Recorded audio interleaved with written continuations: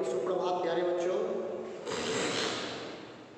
कल हम लोगों ने towards a new constitution south Africa में के बारे में पढ़ा था। आज हम लोग उसी को आगे कंटिन्यू करते हैं। पेज नंबर 42 के लास्ट पैराग्राफ से ध्यान देंगे सारे बच्चे। After 2 years of discussion and debate, they came out with one of the finest constitutions the world has ever had। यानी कि 2 वर्षों के एक लंबे डिस्कशन के बाद सारे नेताओं ने मिलकर के एक बहुत ही खूबसूरत सा कॉन्स्टिट्यूशन तैयार किया। This constitution gave to its citizen the most extensive rights available in any country. और उस कॉन्स्टिट्यूशन में एक नागरिक को क्या अधिकार मिलना चाहिए, क्या अधिकार प्राप्त होना चाहिए, वो सारा जो है उसमें पुटअप किया गया। Together they decided that in the search for a solution to the problems, nobody should be excluded, no one should be treated as a demo। उन लोगों ने एक साथ इस बात का निर्णय किया कि किसी भी समस्या का निदान निकालने के लिए हम किसी को हटाएंगे नहीं, किसी को भी किसी ग्रुप से या देश से या किसी कंट्री से, किसी गांव से नहीं हटाया जाएगा। No one should be treated as a demo, किसी के साथ भी राक्षसों जैसा व्यवहार नहीं किया जाएगा। They agreed that everybody should become part of the solution whatever they might have done और represented in the past.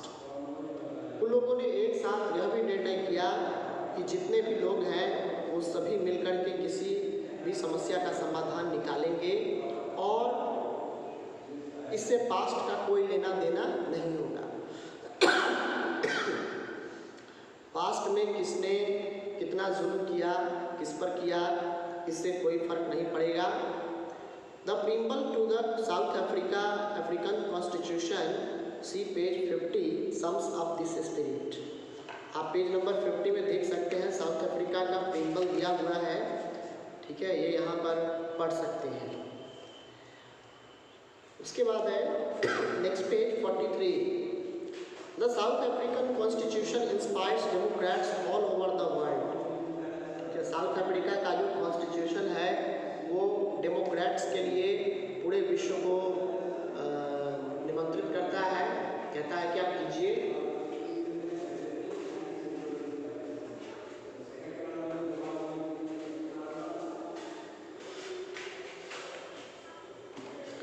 A state denounced by the entire world till recently as the most undemocratic one is now seen as a model of democracy। एक ऐसा देश जो पिछले कुछ वर्षों तक शोषण झेल रहा था गरीबों पर, और जो काले लोग थे उन पर अत्याचार किया जा रहा था, लेकिन आज वह देश इस कैटेगरी में खड़ा है कि सारे देश उसे एक डेमोक्रेटिक नेशन की श्रेणी में डाल सकते हैं। जितने भी अनडेमोक्रेटिक कंट्री हैं उससे कुछ सीख सकते हैं। What made this change possible was the determination of the people of South Africa to work together to transform bitter experiences into the binding glue of a rainbow nation। और यह क्यों संभव हो पाया? यह संभव इसलिए हो पाया क्योंकि वहाँ के जो नागरिक थे, वहाँ के जो लोग थे, वो डिटर्मिन होकर के पूरा उन्होंने दृढ़ निश्चय बना लिया और दृढ़ निश्चय के साथ एक दूसरे के साथ मिल करके उन्होंने रहने की शपथ ली और इस तरह से एक नए और एक बेहतरीन कॉन्स्टिट्यूशन का निर्माण हुआ साउथ अफ्रीका में। Speaking on the South African Constitution, Mandela said, जहाँ तक साउथ अफ्रीका के कॉन्स्टिट्यूशन का सवाल है तो मंडेला कॉन्स्टिट्यूशन के बारे में कहते हैं, The Constitution of South Africa speaks of both the past and the future। South Africa का संविधान बीते हुए समय और जो आने वाला समय है दोनों के बारे में बात करता है। On the one hand, it is a solemn pact in which we, as South Africans, declare to one another that we shall never permit a repetition of our racist, brutal and repressive past. Nelson Mandela कहते हैं कि पहली बात तो ये कि south Africa के सभी लोगों को यह स्वीकार कर लेना चाहिए, यह मन में ठान लेना चाहिए कि कभी भी अब उस तरह की गलती दोबारा नहीं दोहराई जाएगी, ना ही कोई रेसिस्ट, ना ही कोई ब्रूटल एंड रिप्रेसिव पास्ट जिसका दंश वे लोग पहले ही झेल चुके थे, तो उस तरह की गलतियां दोबारा नहीं दोहराई जाएंगी।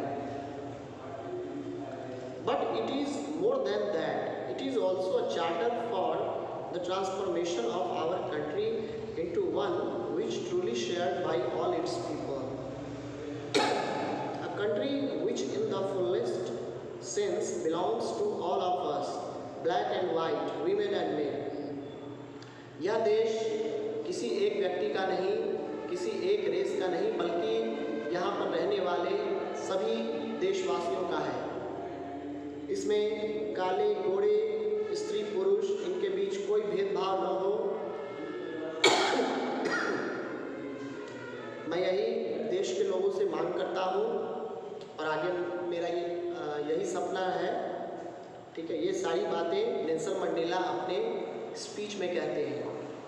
This image captures the spirit of south Africa today.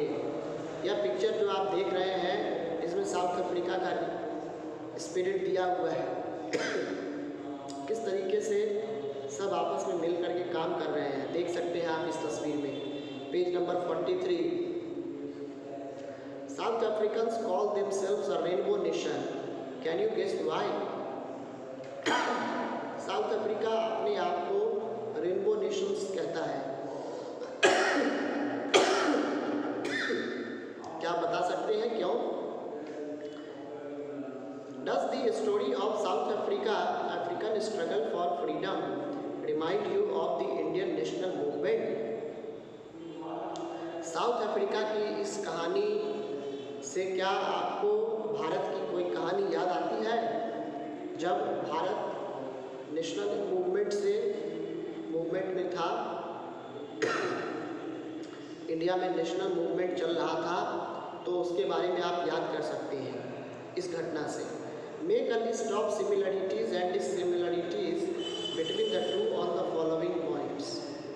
यानी कि दोनों को, साउथ अफ्रीका का जो कॉन्स्टिट्यूशन बना वो और इंडिया में जो नेशनल मूवमेंट हुआ था, उस दोनों को ध्यान में रखते हुए जो यहाँ सिमिलरिटीज़ और डिससिमिलरिटीज़ दिए गए हैं वो आपको तैयार करना है।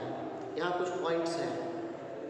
नेचर ऑफ कोलोनियलिज्म सिमिलर था या डिससिमिलर था। रिलेशनशिप बिटवीन डिफरेंट कम्युनिटीज़, अलग अलग कम्युनिटीज़ के साथ relationship. Next, leadership, Gandhi Mandela. Leadership, India में गांधी थे और अफ्रीका में मंडेला थे। Party that led the struggle, African National Congress, Indian National Congress. Method of struggle, और स्ट्रगल यानी कि संघर्ष का क्या तरीका था। उसके बाद है, now the next point begins, why do we need a constitution. अब कॉन्स्टिट्यूशन तो है, लेकिन वास्तव में क्या इसकी ज़रूरत हमें है या नहीं है, और अगर है तो क्यों है। आइए, the South African example is a good way to understand why we need a constitution and what do constitutions do. अभी जो हम लोगों ने साउथ अफ्रीका के एग्जाम्पल के बारे में पढ़ा है, उससे हम आसानी से समझ सकते हैं कि कॉन्स्टिट्यूशन का किसी देश के लिए क्या महत्व होता है और कॉन्स्टिट्यूशन क्या कर सकता है। The oppressor and the oppressed in this new democracy were planning to live together as equals. जो भी ऑप्रेसर थे, जिन्होंने शोषण किया, और जो ऑप्रेस्ड थे, जिसका शोषण किया गया, उन दोनों ने एक साथ रहने का फैसला किया। It was not going to be easy for them to trust each other. लेकिन फिर भी ऐसा नहीं था कि कुछ ही महीने पहले तक वो हमारा शोषण कर रहा था और वह अब मुझे भाई बंधु कह के पुकारेगा। ठीक है, तो थोड़ा सा ट्रस्ट करने में हो सकता है कि देरी हो। दे हैड देयर फियर्स, उनके मन में अभी भी डर समाया हुआ था कि जिस तरीके से गोरे लोगों ने बर्ताव किया उनके साथ। They wanted to safeguard their interests, वह अपनी रुचियों को सुरक्षित रखना चाहते थे। The black majority was keen to ensure that the democratic principle of majority rule was not compromised. काले लोगों ने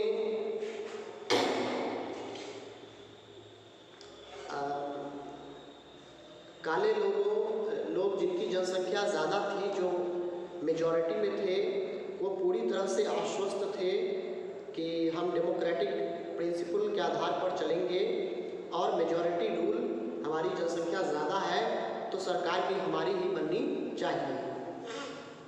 दे wanted substantial social and economic rights, वे भी सामाजिक और आर्थिक अधिकार की मांग कर रहे थे। The white minority was keen to protect its privileges and property, जबकि गोरे लोग जो थे बस वो उनका यही ध्यान था कि उनको प्रिविलेजेस मिले, यानी कि हर जगह उन्हें छूट उनको आगे रखा जाए एंड प्रॉपर्टी में भी उनको छूट मिले। After long negotiations both parties agreed to a compromise, जब कई महीने तक इस पर डिबेट चला तो दोनों पार्टी यानी कि गोरे और काले दोनों लोगों ने मिलकर के कंप्रोमाइज़ करने का सोचा। The whites agreed to the principle of majority rule and that of one person one vote.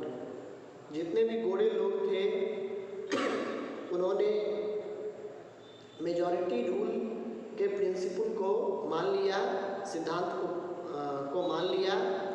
They also agreed to accept some basic rights for the poor and the workers. वे खास करके गरीबों और जो मजदूर थे उनको जो बुनियादी सुख सुविधाएं मिलनी चाहिए उस पर भी वे लोग तैयार हो गए, सहमत हो गए। The blacks agreed that majority rule would not be absolute. काले लोगों ने यह भी माना कि हमेशा जो है मेजॉरिटी रूल ही नहीं रहेगा। They agreed that the majority would not take away the property of the white minority. वो इस बात में भी सहमत हुए कि अगर मेजॉरिटी रूल काले लोग करेंगे तो इसका मतलब ये नहीं है कि काले लोग भी वैसा ही करेंगे जैसा कि गोरे लोगों ने उनके साथ व्यवहार किया था। This compromise was not easy, और यह कंप्रोमाइज बिल्कुल आसान नहीं था। How was this compromise going to be implemented, आखिर यह कंप्रोमाइज जो हुआ दोनों के बीच तो ये किस तरीके से इम्प्लीमेंट होना चाहिए था। Even if they manage to trust each other, what was the guarantee that this trust will not be broken in future. बात ये थी कि अगर वो एक दूसरे पर विश्वास करते, ठीक है, तो इसकी क्या गारंटी थी कि वो विश्वास कायम रखते और फ्यूचर में उसे तोड़ते नहीं। The only way to build and maintain trust in such a situation is to write down some rules of the game that everyone would abide by। ठीक है, इस तरह के ट्रस्ट को मेंटेन करने के लिए, इस तरह के सिचुएशन को मेंटेन करने के लिए कागजी तौर पर लिखा हुआ होना ज़रूरी था। कुछ ऐसे रूल्स, कुछ ऐसे नियम कानून बनाए जाने थे जिसको सभी फॉलो करें। These rules lay down how the rulers are to be chosen in future। ये रूल्स इस बात पर आधारित थे कि आखिर आने वाले समय में रूलर्स को कैसे चुना जाएगा। These rules also determine what the elected governments are empowered to do and what they cannot do. ये रूल पूरी तरह से इलेक्टेड गवर्नमेंट्स के बारे में था कि गवर्नमेंट्स को कैसे चुना जाएगा, उनकी क्या क्या शक्तियाँ होंगी, ये सारी चीज़ें उसमें मेंशन की गई थी और वो क्या नहीं कर सकते हैं। Finally these rules decide the rights of the citizen. आगे चल करके ये सारे रूल्स से जो है सिटीजन का अधिकार निकल कर सामने आया। These rules will work only if the winner cannot change them very easily. ये रूल तब तक चलता रहता जब तक कि कोई विनर, जब तक कि कोई विजेता उसको चेंज न करती। This is what the South Africans did, और ऐसा ही साउथ अफ्रीका वालों ने भी किया। They agreed on some basic rules. वे कुछ आधारभूत नियम पर सहमत हो गए। They also agreed that these rules will be supreme, that no government will be able to ignore these.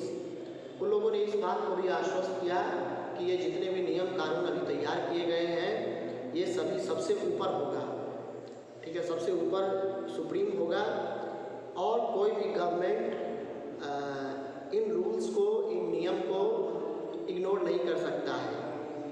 This set of basic rules is called a constitution. इसी तरह के बेसिक रूल्स को कॉन्स्टिट्यूशन कहा गया। Constitution making is not unique to South Africa. Constitution बनाना South Africa के लिए अनोखा काम नहीं था। Every country has diverse groups of people. हर एक देश में विभिन्न जाति प्रजाति धर्म के लोग जो है रहते हैं। Their relationship may not have been as bad as that between the whites and the blacks in South Africa, ठीक है, और उनके रिलेशनशिप ऐसे नहीं होते हैं जैसे कि साउथ अफ्रीका में काले गोरों के बीच जो रिलेशनशिप था, ठीक है, वैसा तो नहीं होता है। But all over the world people have differences of opinion and interests. लेकिन विश्व में जितने भी देश हैं वहाँ के लोगों की सोच और दूसरे देश के लोगों की सोच अलग अलग हो जाती है। Their thinking and opinions and interests are different. Whether democratic or not, most countries in the world need to have these basic rules. चाहे कोई भी देश हो, डेमोक्रेटिक नेशन हो या नॉन डेमोक्रेटिक नेशन हो, इट डज नॉट मैटर, इससे कोई फर्क नहीं पड़ता है। लेकिन ये जितने भी रूल्स जो बनाए गए थे, ठीक है, उसे लागू करना चाहिए। This applies not just to governments, any association needs to have its constitution. ऐसा ज़रूरी नहीं है कि कॉन्स्टिट्यूशन की ज़रूरत सिर्फ किसी देश को ही पड़ती है, बल्कि ये किसी एक बड़े इंस्टीट्यूशन को भी, any association needs to have its constitution. कोई भी बड़ा सा या छोटा सा एसोसिएशन हो सकता है जिसका एक अपना कॉन्स्टिट्यूशन बना के रखता है कि हमारा ये है, हम ये करेंगे, हम ऐसे करेंगे, हम ये नहीं करेंगे, वो नहीं करेंगे, ठीक है। इस तरह से वो एक अपना वो सेट ऑफ रूल्स बनाते हैं। It could be a club in your area, a cooperative society or a political party, they all need a constitution. किसी भी एरिया का यह एक क्लब हो सकता है, कोई कोऑपरेटिव सोसाइटी हो सकता है या कोई पॉलिटिकल पार्टी हो सकता है। They all need a constitution. इन सभी को कॉन्स्टिट्यूशन की ज़रूरत पड़ती है। Activity, approach a club or cooperative society or union or political party in your locality. अपने आसपास के किसी भी क्लब, कोऑपरेटिव सोसाइटी या यूनियन या किसी भी पॉलिटिकल पार्टी में जाइए। Get a copy of their rule book, it is often called rules of association, ठीक है। वहाँ पर जो नियम कानून लागू किया गया है उसका एक कॉपी ले लीजिए एंड रीड इट, और उसे पढ़ें। Are these rules in accordance with principles of democracy? क्या ये नियम कानून डेमोक्रेसी के आधार पर बनाए गए हैं? Do they give membership to any person without discrimination?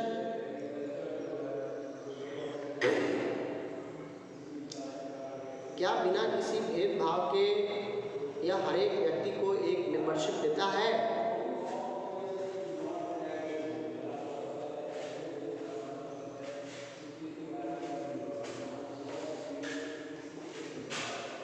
चलिए बच्चों, तो आज के लिए इतना ही।